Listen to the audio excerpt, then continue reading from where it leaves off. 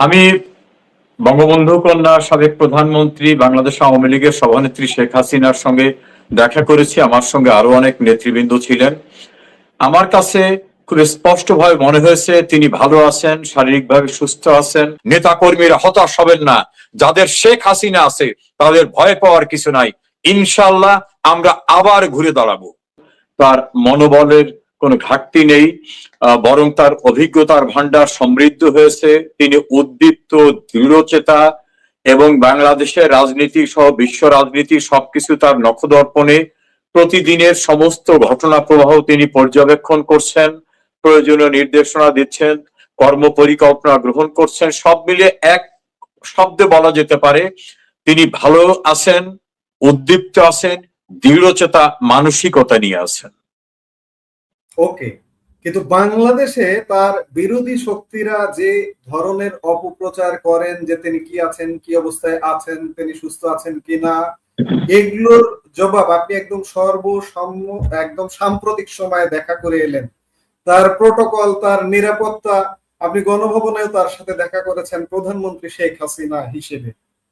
তিনি এক বিশেষ প্রেক্ষাপটে ভারতে গেছেন, ভারতেও তাকে রিসিভ করা হয়েছে, কিন্তু তেমন মর্যাদাতেই ভারতের একজন মন্ত্রী মর্যাদার একজন মানুষ তাকে রিসিভ করেছেন। কাকে রিসিভ করেন মন্ত্রী বা প্রতিমন্ত্রী আমরা নিশ্চয়ই ভারতের প্রোটোকল জানি।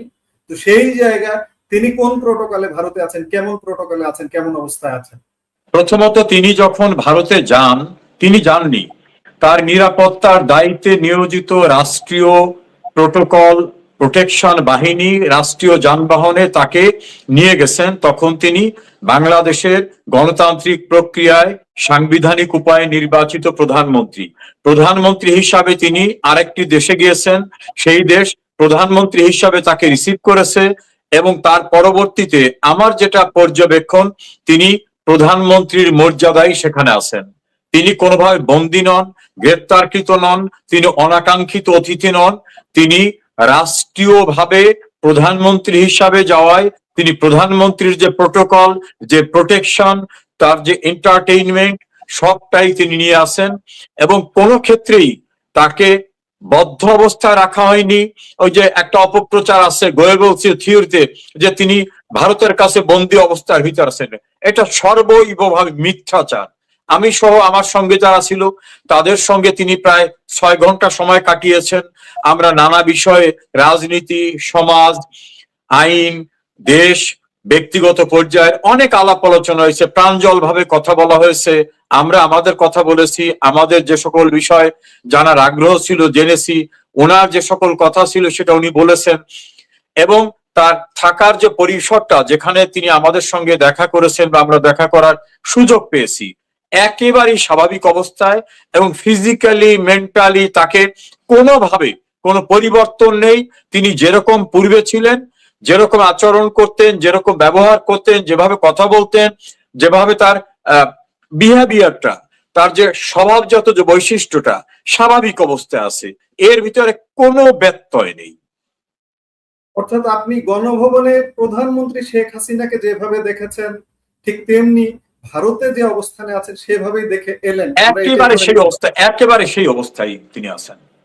আচ্ছা, তাহলে এই যে যারা প্রোপাগান্ডা ছড়ায় তারা গত 2 বছর ধরে একটা বহুল আলোচনা করছে যে বন্দি বিনিময় চুক্তি। আপনি একজন ব্যারিস্টার, একজন অভিজ্ঞ আইনজ্ঞ হিসেবে এই বন্দি বিনিময় চুক্তি কার জন্য? এটা কি আমাদের রাষ্ট্রনায়ক, আমাদের সাবেক, আমরা সাবেকই বলি, ঠিক আছে, একটা ঘটনার প্রেক্ষিতে হয়ে গেছে সাবেক, আমাদের এই রাষ্ট্রনায়কের জন্য, শেখ হাসিনার জন্য, নাকি অন্য কারোর জন্য? দেখুন, রাজনৈতিক দৃষ্টিকোণ থেকে যদি কেউ আইনের ব্যাখ্যা করে, এই জাতীয় অর্বাচীনদের নিয়ে আলোচনা যত কম করা যায় ততই ভালো। প্রথম হচ্ছে শেখ হাসিনা বাংলাদেশের গণতান্ত্রিক উপায়ে নির্বাচিত প্রধানমন্ত্রী হিসাবে প্রতিবেশী রাষ্ট্র ভারতে তার জীবনের নিরাপত্তার জন্য তার প্রোটেকশনের দায়িত্ব নিয়োজিত ব্যক্তিরা তাকে সেখানে নিয়ে গেছেন। ভারত তাকে বাংলাদেশের প্রধানমন্ত্রী হিসাবে রিসিভ করেছেন এবং ভারতে তিনি, আমি জ্ঞাতসারে বলছি, ভারতে তিনি অতিথি হিসাবে আছেন। বাংলাদেশের থেকে যাওয়া প্রধানমন্ত্রী শেখ হাসিনা বন্দী নন। বন্দী হলে বন্দির বিনিময় হয়, এক বন্দির পরিবর্তে আর এক বন্দিকে দেওয়া হয়। তাহলে শেখ হাসিনা যেহেতু বন্দী নন, কাজে বন্দি বিনিময়ের প্রশ্নটাই আসে না। দ্বিতীয় হচ্ছে তিনি কোনো মামলার আসামি হিসেবে সেখানে নন, তিনি ভারত কর্তৃক কোনো ডিটেইনড অবস্থায় নাই, অর্থাৎ আটকের মধ্যে না। তিনি কোনোভাবেই সেখানে কোন বন্দি স্ট্যাটাস বা বন্দির কাছাকাছি যে শব্দ, সেই শব্দের স্ট্যাটাসেও তিনি নাই। শেখ হাসিনা সম্মানিত অতিথি হিসাবে, বাংলাদেশের নির্বাচিত প্রধানমন্ত্রী হিসাবে সেখানে আছেন। বাংলাদেশ এই মুহূর্তে এক জটিল সমীকরণের মধ্যে নানা রকম আলাপ আলোচনা আছে। আমরা কয়েকদিন আগে সোশ্যাল মিডিয়ায় একটা স্ট্যাটাস দেখেছিলাম, সেটি এক সিনিয়র আইনজ্ঞ মহসিন রশিদ, সুপ্রিম কোর্টের সিনিয়র আইনজীবী মহসিন রশিদের একটা স্ট্যাটাসে দেখেছিলাম যে বাংলাদেশে কি এই মুহূর্তে দুজন প্রধানমন্ত্রী আছেন, কারণ প্রধানমন্ত্রী শেখ হাসিনা পদত্যাগ করেননি, আবার আমরা এই মুহূর্তে একজন দৃশ্যমান প্রধানমন্ত্রী দেখছি। আপনি এই বিষয়টাকে নিয়ে কি বলতে চান? দেখুন, কিছু কিছু কনসিকুয়েন্স আছে, লিগ্যাল কনসিকুয়েন্স, এটা today or tomorrow it will decided. ধরুন, যেদিন শেখ হাসিনার বিরুদ্ধে একটা মেটিকুলাস ডিজাইনের সন্ত্রাসী কর্মকাণ্ড নিয়ে তাকে হত্যার উদ্দেশ্যে গণভবন মুখী সন্ত্রাসী মিছিল চলছিল, সেই দিন কিন্তু আপনি সাজ্জাদ কাদের দীর্ঘদিন সাংবাদিকতা করছেন, আপনি সমাজ সচেতন মানুষ, আপনার দৃষ্টি প্রখর। শেখ হাসিনা প্রধানমন্ত্রী হিসাবে গণভবনে থাকা অবস্থায় সেনাপ্রধান, জামাত ইসলামী, বিএনপি এবং অন্যান্যদেরকে ডেকে আনলেন কার মাধ্যমে?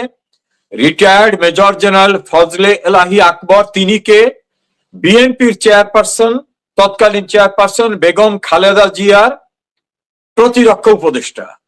তাহলে একজন সরকার প্রধান, মানে কনস্টিটিউশনালি সরকার প্রধান বলবৎ থাকা অবস্থায় আর একটি সরকার গঠনের উদ্যোগ নিয়েছিলেন তৎকালীন সময়ে সেনাপ্রধান জেনারেল ওয়াকারুজ্জামান। এটা কি হতে পারে? না, কারণ Sheikh Hasina warrant of precedence অনুযায়ী তিনি প্রতিরক্ষা মন্ত্রী। প্রতিরক্ষা মন্ত্রীর অধীনে হচ্ছে প্রতিরক্ষা বাহিনী, প্রতিরক্ষা বাহিনীর একটি অংশ হচ্ছে সেনাবাহিনী। সেনাপ্রধান ফলো করবেন the order of the concern minister, তার অথরিটি হলো শেখ হাসিনা। তো শেখ হাসিনা প্রধানমন্ত্রী থাকা অবস্থায় গণভবনে জামাত, বিএনপি, এনসিপি আরো কারা কারাই যে খুচরা খাসরা দোকান, তাদের নিয়ে যে একটা সরকার গঠনের উদ্যোগ নেওয়া হলো, সেটাই ছিল প্রথম রাষ্ট্রদ্রোহিতা।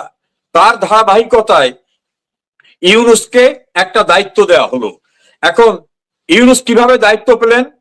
রাষ্ট্রপতি নাকি, আমি নাকি বলছি এই জন্য আমি শিওর না, যে সুপ্রিম কোর্টের কাছে একটা রেফারেন্স পাঠিয়ে পরামর্শ চেয়েছিলেন।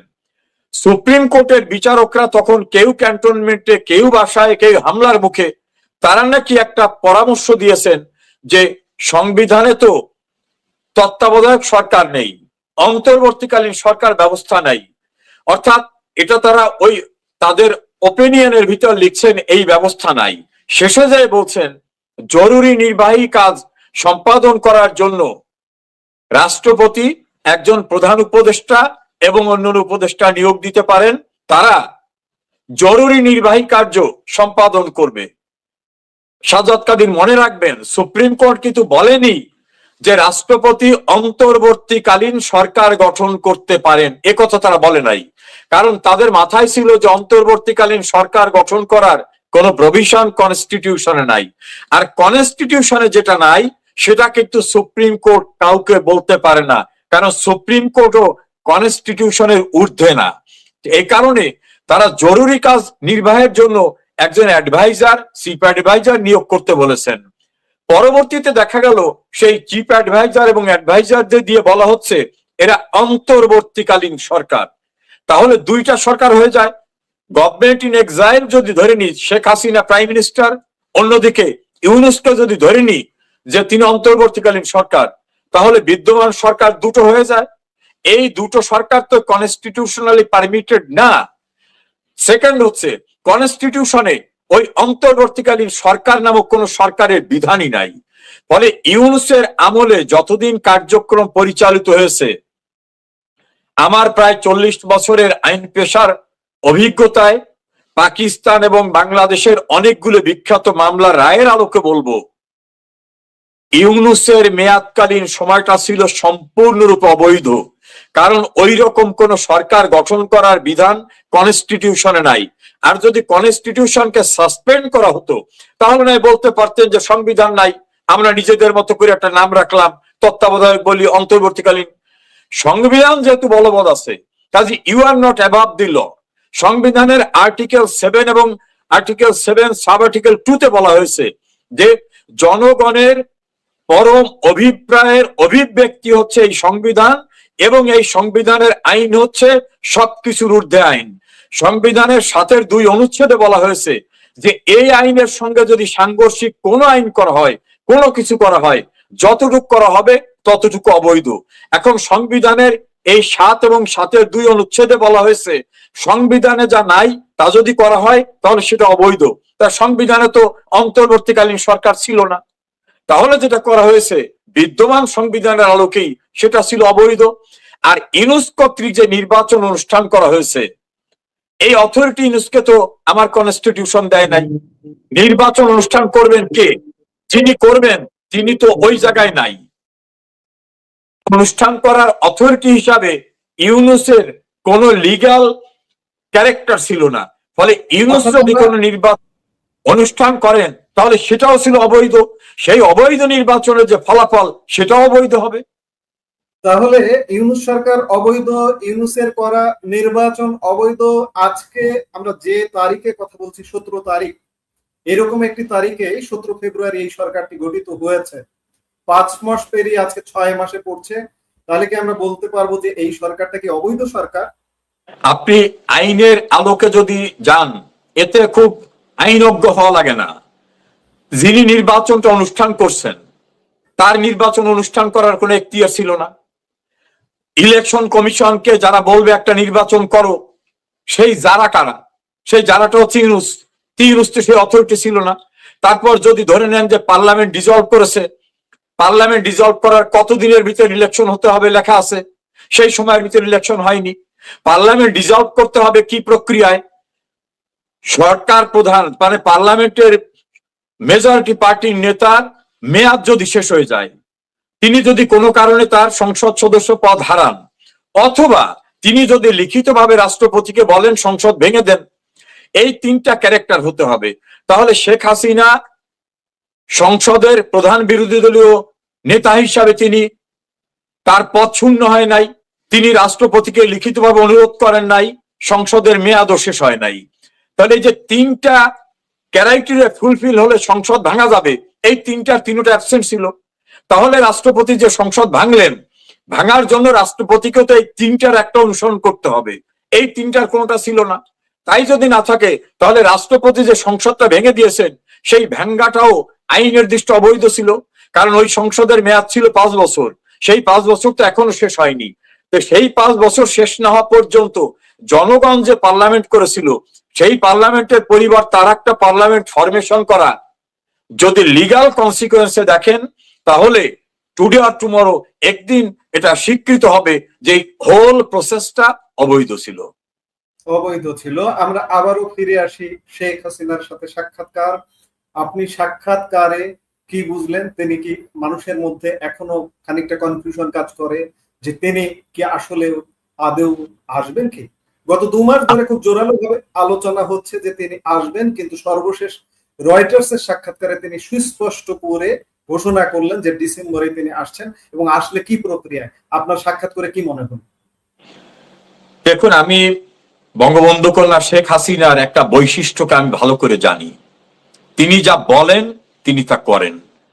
তাকে যখন বলা হয়েছিল যে যুদ্ধ অপরাধীদের বিচারের ঝুঁকি নেবেন না, তারা দেশে বিদেশে প্রতিষ্ঠিত মন্ত্রী হয়েছে, অর্থবিত্তে প্রতিষ্ঠিত হয়েছে, উনি বলছেন আমি বিচার করব, উনি করে ছেড়েছেন। পদ্মা সেতু যখন উনি করতে চাইলেন, অনেকে বললেন যে না, বিদেশ টাকা দিচ্ছে না। অনেকে মানে ওনার ক্যাবিনেটের মেম্বার, দলের লোকরা বলছে এটা করবো না, উনি বলছেন আমি করব, উনি করে ছেড়েছেন। বঙ্গবন্ধুর খুনিদের বিচার করার চ্যালেঞ্জ ছিল, জিয়াউর রহমান হত্যার বিচার হয় না আপনি জানেন, জুলফিকার আলী ভুট্টো হত্যার বিচার হয় না আপনি জানেন, এরকম অনেক জায়গার উনি বলছেন বিচার করতে হবে, বিচার করবো, উনি করেছেন। উনি যা চান, উনি যা লক্ষ্য স্থির করেন সেটা তিনি করেন। আমার কাছে আমরা প্রায় 5-5.5 ঘন্টা ওনার সঙ্গে কথা বলেছি, ওনার কাছে ছিলাম। উনি আমাদেরকে যথেষ্ট স্নেহ, ভালোবাসা, আদর দিয়েছেন। বিভিন্ন ভাবে আমরা ওনার সঙ্গে সম্পৃক্ত বুঝতে যেটা পেরেছি, উনি দেশে যাবেন এবং আমাদেরকে বলছেন তোমরা দেশে যাওয়ার জন্য প্রস্তুতি নাও। আমি আমার জায়গা থেকে বলছি, বঙ্গবন্ধু কন্যা আমাকে অনেক কিছু দিয়েছে, তাছাড়া আমার প্রিয় মাতৃভূমিতে আমি কেন যাব না? উনি যাবেন এটা আমি নিশ্চিত হয়েছি, এবং ওনার সঙ্গে আমি সহ আমরা যারা বাইরে স্বল্প সংখ্যক মানুষ আছি, ইনশাল্লাহ আমরা যাব। আমার বিশ্বাস উনি দেশে যাবেন, এবং এরকম ভাবে ওনাকে ঠেকাবার জন্য 111 সরকারও কিন্তু নোটিফিকেশন জারি করেছিল। কাজী শেখ হাসিনাকে তখনও ঠেকাতে পারে নাই, এখনো ঠেকাতে পারবে না। উনি ওনার প্রিয় মাতৃভূমি, ওনার দেশে উনি অবশ্যই যাবেন, এটা আমার বিশ্বাস জন্মেছে।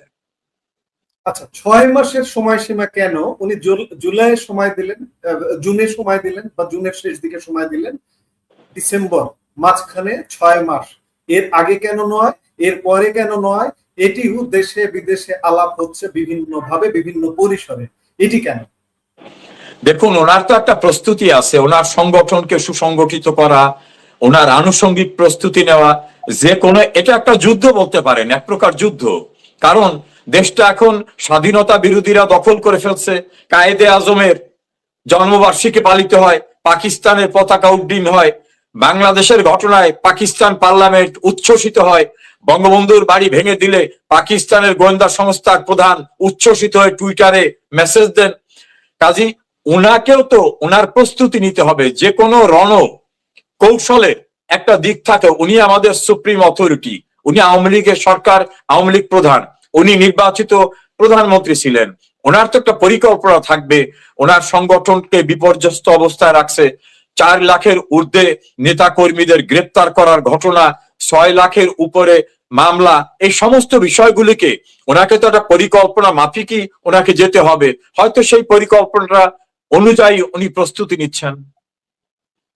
এখানে আরো আলাপ আছে, এই গত কয়েকদিন ধরে বেশ আলাপ হচ্ছে। আরেকটি আলাপ আছে যে উনি যদি দীর্ঘ সময় বাইরে থাকেন, দেরি করেন, তাহলে ওনার দলের মধ্যে একটা বিভেদ সৃষ্টি হতে পারে, এমন আলাপও আছে। আপনি কি এমনটা মনে করেন যে এই কারণেই উনি আসছেন? দেখুন, শেখ হাসিনা আওয়ামী লীগের প্রাণ শক্তি। উনি যখন 81 সালে দেশে ফিরেন, তখন কিন্তু দলের ভিতরে বিভেদ ছিল।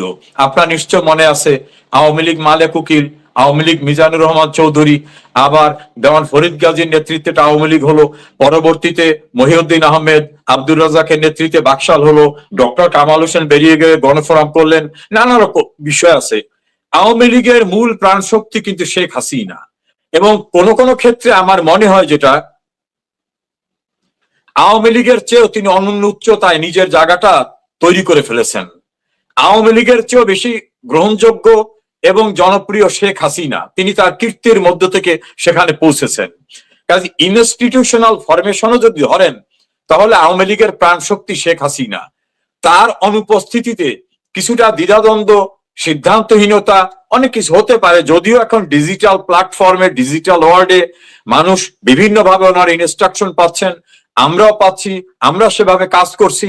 তারপরও মনে হয় যে ওনার অবস্থানটার কারণে আওয়ামী লীগ শুধু না, এখানে আমি একটু কারেকশন করে বলি, মুক্তিযুদ্ধের পক্ষের শক্তি যারা, কেউ ওয়ার্কার্স পার্টি, কেউ ন্যাপ, কেউ সাম্যবাদী দল, কেউ জাতীয় পার্টি, কেউ কমিউনিস্ট পার্টি, কেউ কমিউনিস্ট লীগ, নানা রকম সংগঠন আছে যারা প্রো লিবারেশন ফোর্স, তারাও কিন্তু একসময় বলতো মুক্তিযুদ্ধের চেতনা, মুক্তিযুদ্ধের চেতনা, এটা খালি শেখ হাসিনা বলে, ওনার কাছে ছাড়া এটা নাই। শেখ হাসিনার অ্যাবসেন্সে তারা বুঝতে পেরেছে যে মুক্তিযুদ্ধের চেতনার বিষয়গুলি, কেন্দ্রিকতা, প্রতিষ্ঠিত, প্রমাণিত, ইমপ্লিমেন্টেশন, শেখ হাসিনার বিকল্প নেই। সে কারণে আমি মনে করি শেখ হাসিনা বাংলাদেশে গেলে মুক্তিযুদ্ধের সকল পক্ষ, বিভিন্ন দল মত, সামাজিক সাংস্কৃতিক সংগঠনে বিভাজিত থাকলেও তারা ঐক্যবদ্ধভাবে শেখ হাসিনার নেতৃত্বে আবার তাদের ঋতগৌরব পুনরুদ্ধারে, প্রয়োজন বোধে আবার 71-এর মতো একটা ঐক্যের ভিত্তিতে লড়াই করবে স্বাধীনতা বিরোধীদের বিরুদ্ধে। আচ্ছা, উনি এখন ভারত সরকারের আশ্রয় আছেন, মর্যাদার সাথে ভারত সরকারের আশ্রয়ে আছেন, কিন্তু উনি নিজে বলছেন যে বাংলাদেশে নানা ঘটনা ঘটতে পারে, ওনার প্রাণ সংহার হতে পারে, নানা কিছু হতে পারে। এই অবস্থায় ভারত সরকারের কি ভূমিকা হবে বলে আপনি মনে করেন? আমার মনে হয় যে ভারত সরকার তো আর বাংলাদেশে গিয়ে কাউকে নিরাপত্তা দেবে না। এটা আমার আমার আমি মনেও করি না যে বাংলাদেশে নিরাপত্তা দেবে। আপনার মনে আছে 2004 সালের 21 আগস্ট যখন মুহুর্মুহু গ্রেনেড হামলা হলো রাষ্ট্রীয় পৃষ্ঠপোষকতায়, সেই গ্রেনেড থেকে ওনাকে বাঁচাবার জন্য কিন্তু মানব বর্ম রচনা করে ওনার নেতা কর্মীরা চতুর্দিকে ওনাকে আঁকড়ে ধরে রেখেছিল যে আমাদের জীবন যাবে কিন্তু বঙ্গবন্ধু কন্যাকে বাঁচাবো। চট্টগ্রামের লাল দিঘি ময়দানের ঘটনা, সাতক্ষীরার ঘটনা, ঈশ্বরদীর ঘটনা, কোটালীপাড়ার ঘটনা, অন্তত 20 বার ওনাকে হত্যার চেষ্টা করা হয়েছে দেশে, কখনো কখনো দেশের বাইরেও। তো উনি বারবার যেটা বলেন, আমাকেও বলেছেন, এবার আমার সাক্ষাৎকারের সময় বলছেন যে হায়াত মৃত্যু আল্লাহর হাতে, আমি আল্লাহকে বিশ্বাস করি, আমার যদি মৃত্যু থেকে থাকে মৃত্যু হবে। আর একজন দলের কর্মী হিসাবে সাজ্জাদ কাদির, আমার মনে হয় বাংলাদেশের কোটি কোটি জনতা শেখ হাসিনার পাহারাদার, কোটি কোটি জনতা শেখ হাসিনার নিরাপত্তা রক্ষী, কোটি কোটি জনতা জীবন উৎসর্গ করে দিয়ে শেখ হাসিনাকে রক্ষা করবে। কাজে বিদেশের কারো কোনো প্রোটেকশন দিতে হবে এটা আমি মনে করি না। তবে যারা শেখ হাসিনাকে হত্যা করতে চায়, 2024 যারা বলছে, আত্মস্বীকৃত সন্ত্রাসীরা বলছে যে আমাদের টার্গেট গণভবন বঙ্গভবন ছিল না, আমাদের টার্গেট ছিল শেখ হাসিনা। এই যে টার্গেট, যেটা প্রাইম টার্গেট শেখ হাসিনা, এখনো দেশি এবং বিদেশি একটি চক্রের প্রাইম টার্গেট শেখ হাসিনা। তারা চেষ্টা চালিয়ে যাবে। আমার বিশ্বাস আল্লাহ যেমন তার কুদরতি শক্তি দিয়ে শেখ হাসিনাকে বারবার রক্ষা করছেন, তেমনি রক্ষা করবেন। আর মুক্তিযুদ্ধের পক্ষের প্রতিটি মানুষ, রিকশাওয়ালা, শ্রমিক, মেহনতি মানুষ, দলের নেতা কর্মী, সবাই শেখ হাসিনার পাহারাদার হিসাবে পাশে দাঁড়াবে। আমি খানিকটা এই জায়গায় আরেকটু ঢুকতে চাই যে বন্দি বিনিময়, এই যে এরা যে বলে বর্তমান যে বিদ্যুটে সরকার ব্যবস্থা, আমরা দুইটা সরকার দেখছি, যে বন্দি বিনিময়ের ক্ষেত্রে যে কোনো বন্দির যদি প্রাণ সংহারের সমস্যা থাকে কোন দেশে, সেখানেও কিন্তু সেই দেশ মনে হয় পাঠাতে চায় না বা করতে চায় না। সেক্ষেত্রে শেখ হাসিনা তো মর্যাদাবান একজন মানুষ ভারতে, এখানে জানা যাচ্ছে শেখ হাসিনা নিজে মুখে বলছেন যে এখানে প্রাণ সংহার হতে পারে, ভারত কি তাকে এই অবস্থায় পাঠাবে? আমি এই অ্যাঙ্গেল থেকে বলতে চাই, এই অ্যাঙ্গেল থেকে দেখতে চাই, আপনি এর ব্যাপারে কি বলবেন? না, এটা হলো, আমি আপনার সঙ্গে একটু বিনয়ের সঙ্গে ডিফার করি। শব্দটা হলো বন্দি বিনিময়, শেখ হাসিনা বন্দি না। না, বন্দি না হলে এটা আসবে কেন? হ্যাঁ, এই শব্দটাই কেন আসবে? নাম্বার 2 হচ্ছে শেখ হাসিনার প্রাণ সংহারের জন্য চেষ্টা তো অব্যাহত ভাবে আছে। এখনো তো বাংলাদেশের জুলাই সন্ত্রাসীরা বলতেছেন শেখ হাসিনা আসুক, আমরা ফাঁসির রজ্জু রেডি করে রাখছি, ফাঁসিতে ঝুলাবো, কত নোংরা কথা বলছেন। কাজে রাষ্ট্রীয় পৃষ্ঠপোষকতায় থাকা ব্যক্তিরাই বলতেছে শেখ হাসিনাকে দেশে পেলে তারা মেরে ফেলবে। কাজে তারা প্রাণ সংহারের যে চেষ্টা থাকবে, এটা তারা কিন্তু টেলিভিশনে, ইউটিউবে, ইন্টারভিউ দিয়ে বলছেন যে আমাদের টার্গেট ছিল শেখ হাসিনা। এখনো তারা তাকে মেরে ফেলার চেষ্টা করবে।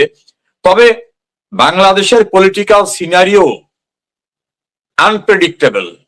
আনপ্রেডিক্টেবল এই জন্য বলছি, বিএনপি বলছিল 50 বছরে আওয়ামী লীগ ক্ষমতা আসবে না, আওয়ামী লীগ ক্ষমতা এসেছে। 91-তে আওয়ামী লীগ গভর্নমেন্ট ফর্ম করবে এরকম পারসেপশন করতে পারে নাই। 2014-তে একটা ডিসপিউটেড নির্বাচনের পর আওয়ামী লীগ গভর্নমেন্ট কন্টিনিউ করতে পারবে কিনা কনফিউশন ছিল, করেছে।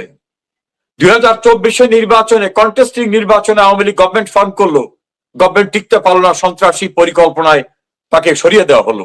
কাজী ম্যান প্রপোজ গড ডিসপোজ। বাংলাদেশে কখন কি হবে কেউ বলতে পারে না। আমি সুনির্দিষ্টভাবে বললাম না, যারা ওনাকে ফাঁসির রজ্জু পরাতে চায়, যেমন পাকিস্তানের জুলফিকার আলী ভুট্টো কনস্পিরেসি করে ইয়াহিয়া টিক্কা খানের মাধ্যমে শেখ মুজিবকে মৃত্যুদণ্ডের রায় দিয়ে তার ফাঁসি কার্যকর করতে চেয়েছিল।